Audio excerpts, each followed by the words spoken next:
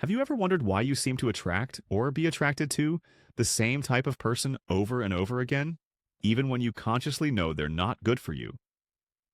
You swear you're looking for something different, someone healthier, yet you find yourself entangled in the same old drama, the same familiar pain. It's as if some unseen force is pulling you back into the pattern, a script you know all too well but can't seem to rewrite. This isn't just bad luck or poor judgment. It's often a deeper, more complex phenomenon rooted in the unconscious parts of your psyche. Carl Jung, the renowned Swiss psychiatrist, offered profound insights into these hidden aspects of ourselves, insights that can shed light on why we repeat relationship patterns, even when those patterns cause us distress.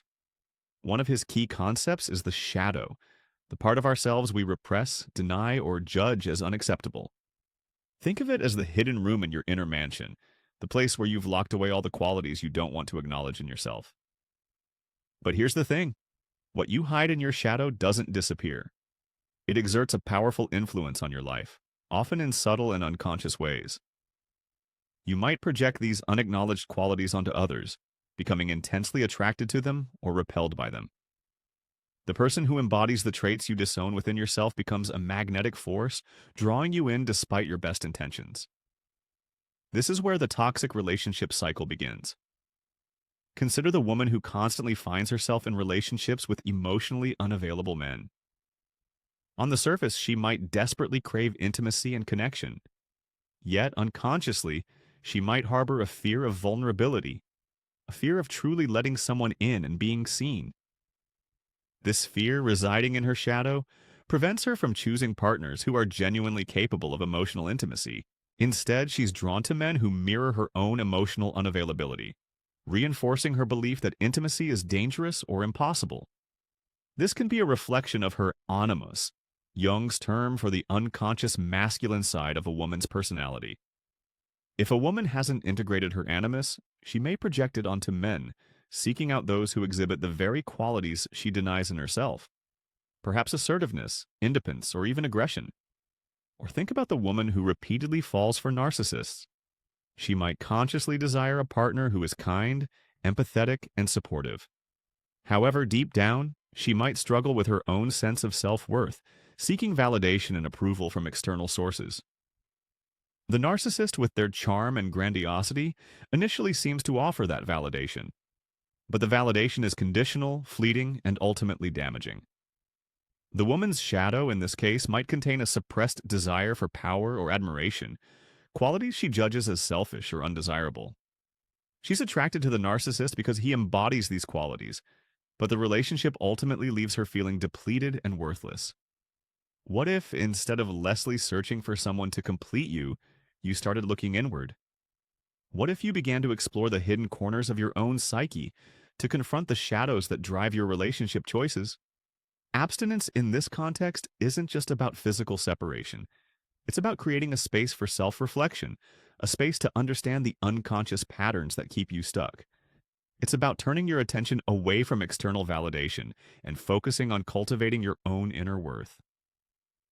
It's a journey of individuation, Jung's term for the process of becoming your true self, whole and complete. The challenge, of course, is that confronting your shadow isn't easy. It requires courage, honesty, and a willingness to face aspects of yourself you'd rather keep hidden. These aspects might manifest as feelings of shame, guilt, anger, or fear. They might be linked to past traumas, unresolved conflicts, or societal conditioning. Perhaps you were taught that expressing anger is unacceptable for a woman, so you've suppressed your anger for years, only to find yourself attracted to men who are quick to anger. Or maybe you were criticized for being too emotional, leading you to shut down your feelings and seek out partners who are emotionally detached.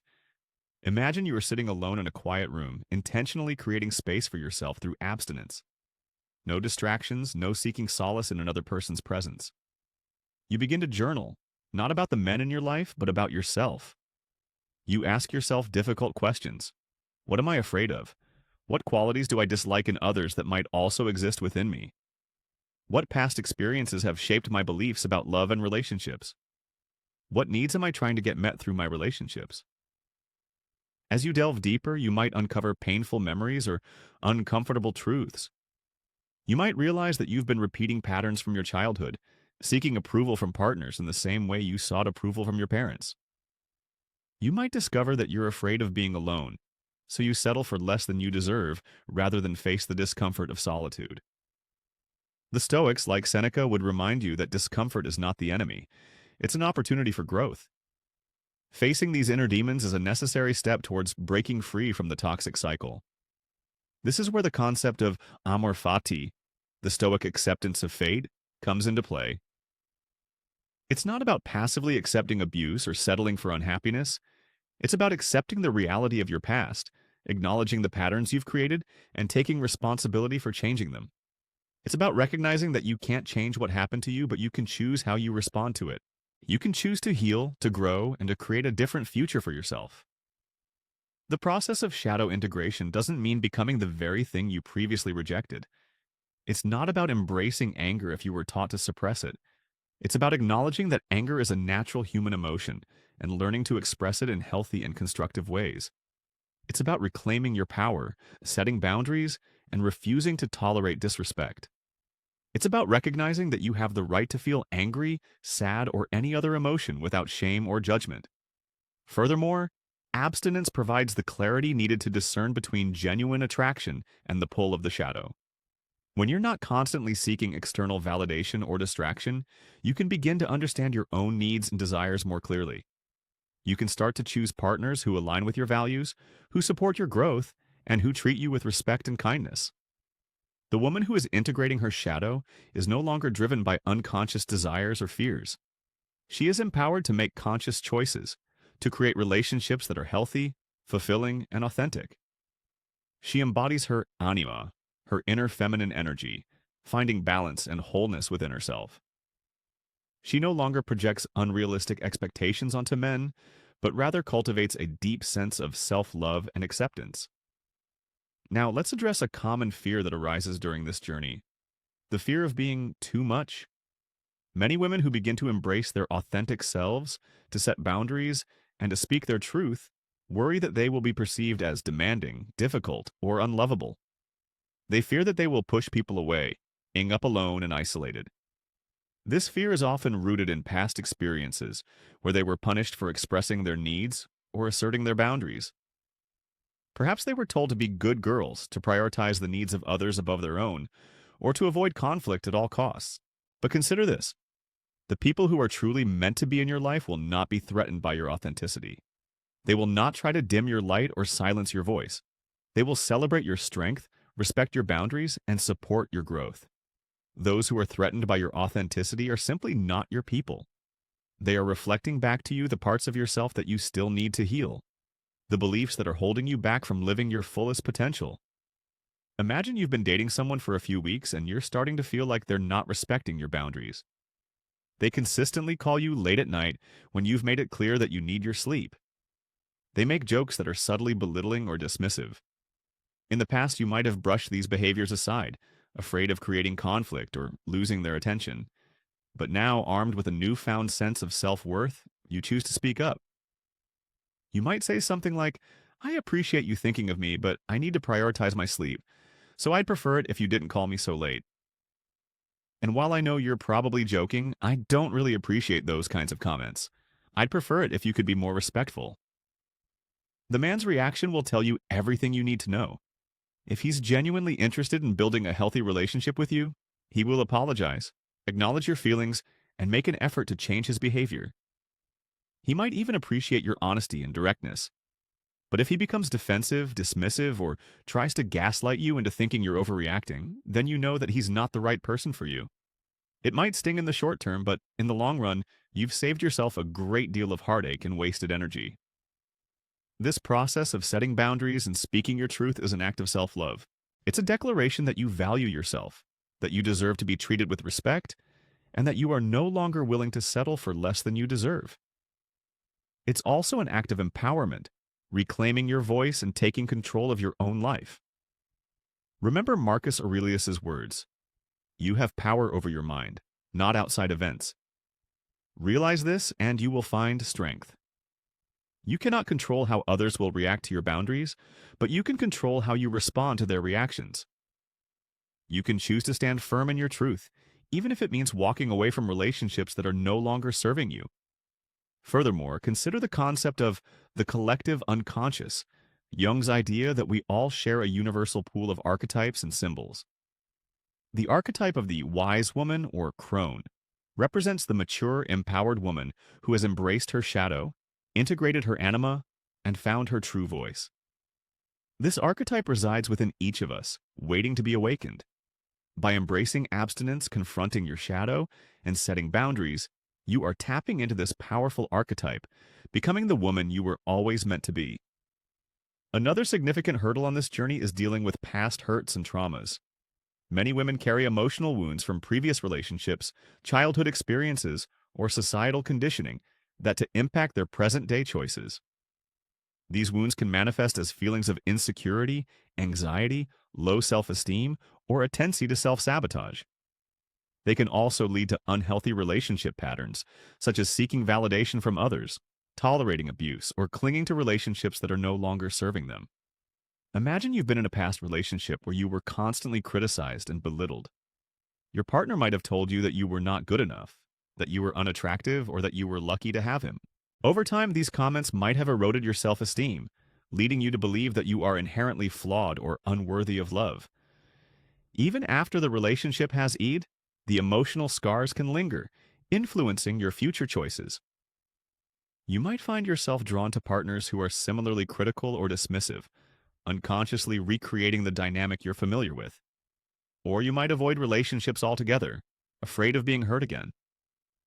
Healing these past wounds requires a combination of self-compassion, forgiveness, and, in some cases, professional support. Self-compassion involves treating yourself with the same kindness, understanding, and acceptance that you would offer to a fry who is struggling. It means acknowledging your pain without judgment, recognizing that everyone makes mistakes, and understanding that you are not alone in your suffering. Forgiveness, both of yourself and of others, is essential for releasing the grip of the past. It doesn't mean condoning harmful behavior, but it does mean letting go of resentment and anger, freeing yourself from the burden of holding on to those negative emotions. Consider the woman who discovered that her partner had been unfaithful. The betrayal shattered her trust, leaving her feeling angry, hurt, and insecure. She struggled to forgive him, replaying the events in her mind and dwelling on the pain. However, she eventually realized that holding on to the anger was only hurting herself. She made the conscious decision to forgive him, not for his sake, but for her own. She acknowledged that he had made a mistake, but she refused to let his actions define her or control her future. She chose to focus on healing her own wounds and building a life filled with self-love, respect, and joy. This process of healing can also involve exploring your family history and understanding how your upbringing has shaped your beliefs about love and relationships. Perhaps you grew up in a household where emotional expression was discouraged, leading you to suppress your own feelings and seek out partners who are similarly emotionally unavailable. Or maybe you witnessed unhealthy relationship dynamics between your parents, unconsciously adopting those patterns in your own life. Furthermore, abstinence during this period can be especially potent. It allows you to fully focus on your healing without the distraction of new relationships or the temptation to seek validation from others. It provides a safe space to explore your emotions, process your traumas, and develop a stronger sense of self-worth. It's about learning to be your own best fry, your own source of comfort, and your own biggest cheerleader. Remember Epictetus's wisdom. It's not what happens to you, but how you react to it that matters. You cannot change the past, but you can choose how you respond to it. You can choose to heal, to grow, and to create a different future for yourself. You can choose to break free from the cycle of pain and create relationships that are based on love, respect, and authenticity. You are not defined by your past. You are defined by your choices in the present. Now let's address the fear of being alone, a fear that often drives women to stay in unsatisfying or even harmful relationships. Society often perpetuates the idea that a woman is incomplete without a partner, that her worth is somehow diminished if she is not in a romantic relationship. This belief can lead to a desperate search for a partner, a willingness to settle for less than she deserves, and a fear of relationships that are no longer serving her. But what if being alone wasn't something to be feared, but rather an opportunity for growth, self-discovery, and empowerment? What if solitude could be a source of strength, creativity, and inner peace? Abstinence in this context becomes a deliberate choice to embrace solitude, to explore your own inner world, and to cultivate a deep sense of self-sufficiency. It's about learning to enjoy your own company, to find joy in your own pursuits, and to realize that you are whole and complete within yourself. Imagine you've recently had a long-term relationship. You're feeling lost, lonely, and unsure of what to do with yourself. You're tempted to jump back into the dating scene, to find someone to fill the void and distract you from your pain. But instead, you choose to embrace solitude. You dedicate your time to pursuing your passions, exploring new hobbies, and connecting with friends and family. You rediscover activities that bring you joy, such as painting, writing, hiking, or volunteering. You learn to cook delicious meals for yourself, to create a cozy and inviting home, and to enjoy quiet evenings alone with a good book. You might start by challenging your negative beliefs about being alone. Ask yourself, where did these beliefs come from? Are they based on my own experiences or on societal expectations? What are the benefits of being in a relationship? What are the benefits of being alone? You might discover that many of your fears are based on outdated or inaccurate assumptions. The Stoics believe that true freedom comes from within, from mastering your own thoughts and emotions. Epictetus famously said, "He is a wise man who does not grieve for the things which he is not, but rejoices for those which he has." This applies directly to the fear of being alone. Instead of focusing on what you lack, a partner, focus on what you have. Your freedom, your independence, your passions, your friendships, and your connection to yourself. Furthermore, solitude provides an opportunity to cultivate self-compassion. When you're not constantly seeking external validation or approval, you can turn inward and learn to accept yourself unconditionally. You can acknowledge your flaws, celebrate your strengths, and treat yourself with kindness and understanding. You can become your own best fry, your own source of support, and your own greatest advocate. This journey of self-discovery can also involve exploring your spiritual side. Whether you're drawn to meditation, yoga, nature, or organized religion, connecting with something larger than yourself can provide a sense of purpose, meaning, and connection. It can remind you that you are part of something bigger, that you are not alone in the universe. Remember, the goal is not to avoid relationships altogether, but to enter into them from a place of wholeness and self-sufficiency. The woman who has embraced solitude is not desperate for a partner. She is not afraid to be alone. She chooses to be in a relationship because she genuinely desires connection, not because she needs someone to complete her. She is empowered to walk away from relationships that are not serving her, knowing that she is capable of creating a fulfilling and meaningful life on her own. Finally, let's consider the transformative power of choosing abstinence to cultivate emotional freedom and self-sovereignty. So far, we've explored the shadow, past hurts, and the fear of being alone. These are all intertwined, contributing to a sense of being controlled by external forces. Societal expectations, past traumas, or the fear of what others might think. Emotional freedom, in contrast, is the ability to choose your own responses, to act from a place of inner strength and self-awareness, rather than being driven by unconscious patterns or external pressures. Self-sovereignty is the recognition that you are the ultimate authority over your own life, your own body, and your own mind. It's about reclaiming your power, setting boundaries, and making choices that align with your values and your authentic self. Abstinence in this context isn't just about refraining from sex or romantic relationships. It's about abstaining from anything that diminishes your power, compromises your values, or prevents you from living your fullest potential. Imagine you've spent years seeking validation from others, constantly striving to meet their expectations, and sacrificing your own needs in the process. You might have conformed to societal norms, pursued careers that you didn't enjoy, or stayed in relationships that were not serving you. But now, armed with a newfound sense of self-awareness, you choose to reclaim your self-sovereignty. You begin by identifying the areas in your life where you feel disempowered. Perhaps you're working in a job that doesn't fulfill you, but you're afraid to leave because you don't know what else to do. Or maybe you're constantly seeking approval from your family, even when their opinions conflict with your own values. You start making small changes, setting boundaries, and asserting your needs. You might tell your boss that you're no longer willing to work overtime without compensation. Or you might tell your family that you appreciate their opinions, but you're going to make your own decisions about your life. You start prioritizing your own well-being, dedicating time to activities that bring you joy, and surrounding yourself with people who support your growth. Furthermore, this journey of reclaiming self-sovereignty involves cultivating emotional intelligence. Emotional intelligence is the ability to understand and manage your own emotions, as well as the emotions of others. It's about developing empathy, compassion, and the ability to communicate effectively. When you're emotionally intelligent, you're better able to navigate difficult situations, build healthy relationships, and make choices that align with your values. Consider the woman who always struggled with anger. She would often lash out at others, saying things she later regretted. However, she eventually learned to recognize the triggers for her anger, to understand the underlying emotions that were driving her behavior, and to develop healthy coping mechanisms. She started practicing mindfulness, meditating, and journaling to help her manage her emotions. She also learned to communicate her needs assertively without resorting to anger or aggression. This process of cultivating emotional freedom and self-sovereignty is an ongoing journey, not a destination. There will be times when you stumble, when you feel tempted to revert to old patterns, or when you doubt your own worth. But the key is to keep practicing, to keep learning, and to keep trusting in your own inner wisdom. Remember Carl Jung's concept of individuation, the process of becoming your true self.